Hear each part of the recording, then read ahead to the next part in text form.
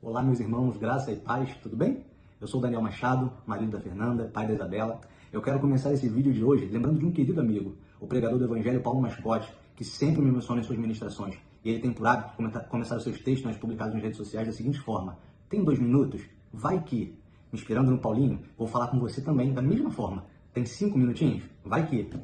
Esse vídeo de hoje é uma reflexão do livro do pastor Felipe Freitas, diretor da Uniatitude e pastor de rede da Igreja Batista Atitude, igreja a qual eu tenho orgulho de fazer parte e que tem o seguinte título: Um caráter maior que o ministério, a chave de sucesso para o líder cristão. Então, antes de mais nada, eu queria falar com você, vai lá nas plataformas digitais e adquire esse livro. Ele certamente vai provocar em você uma mudança profunda, sobretudo no que se refere ao comportamento cristão. O livro fala com muita clareza do valor do caráter na formação do cristão. E aí você pode estar se perguntando, mas o que é caráter? Caráter, na sua expressão literal, é o conjunto de qualidades, boas ou más, de um indivíduo que determinam sua conduta e concepção moral. O caráter é a característica responsável pela ação, reação e expressão máxima da personalidade. É a maneira de cada pessoa agir e se expressar.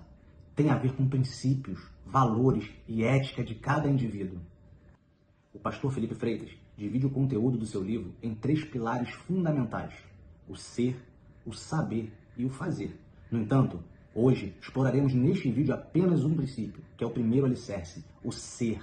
Uma frase do pastor americano James Russell Miller, apresentada no início desse livro, é muito forte, muito impactante, e diz o seguinte: a única coisa que retorna do túmulo com os enlutados e se recusa a ser enterrado é o caráter de um homem. Nossa, que reflexão! Começamos a observar a importância do caráter como base fundamental para qualquer líder ou qualquer pessoa que deseja exercer liderança. Ele ressalta que muitos líderes focam mais em seus dons e talentos do que no seu próprio caráter, enfatizando que agradar a Deus deve ser prioridade em relação à busca por popularidade em meio a ritos religiosos. Além disso, no segundo subitem, a escola da submissão, podemos observar uma história valiosa, no qual, utilizando o exemplo de Moisés e o seu sogro Jetro, para exemplificar a importância de aceitar conselhos e estar disposto a aprender com outras lideranças.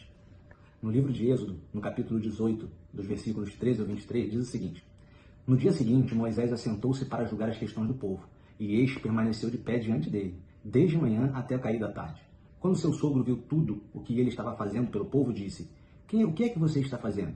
Por que você só se assenta para julgar e todo esse povo espera de pé, desde a manhã até o cair da tarde? Moisés lhe respondeu: O povo me procura para que eu consulte a Deus. Toda vez que alguém tem uma questão, esta me é trazida, e eu decido entre as partes e ensino-lhes os decretos e leis de Deus. Respondeu o sogro de Moisés: O que você está fazendo não é bom. Você e o seu povo ficarão esgotados, pois esta tarefa lhe é pesada demais. Você não pode executá-la sozinho. Agora ouça-me. Eu lhe darei um conselho, e que Deus esteja com você.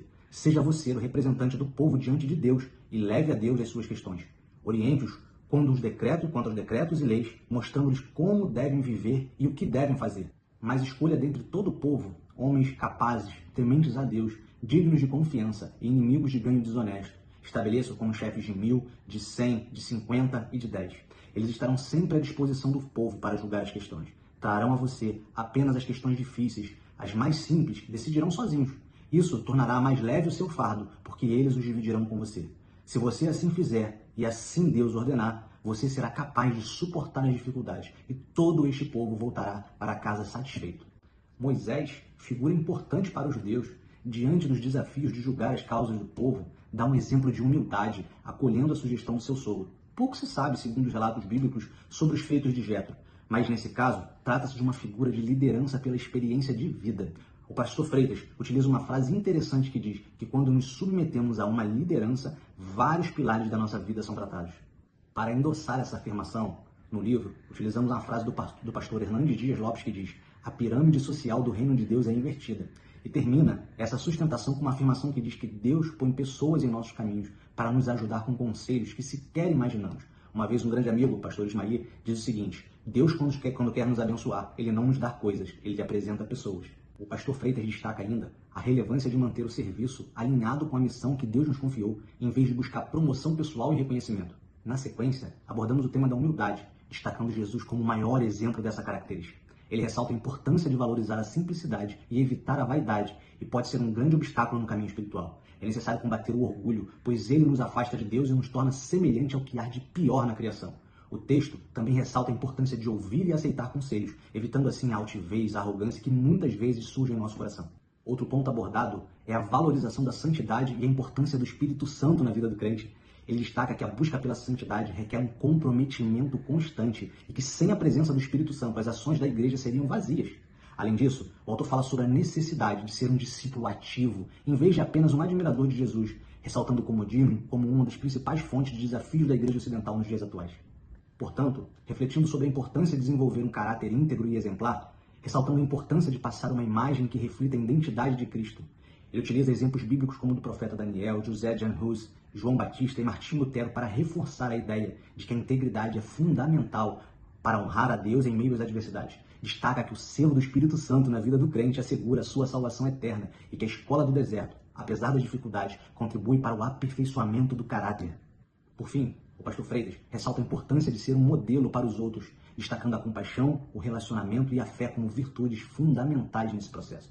Ele cita experiências pessoais e histórias bíblicas para exemplificar como a fé pode gerar autoridade e como seguir os ensinamentos de Cristo pode transformar vidas. Encerramos aqui esse estudo enfatizando a necessidade de refletir sobre a nossa identidade em Deus, de sermos exemplos vivos de amor e da graça de Cristo para aqueles que nos cercam. E você?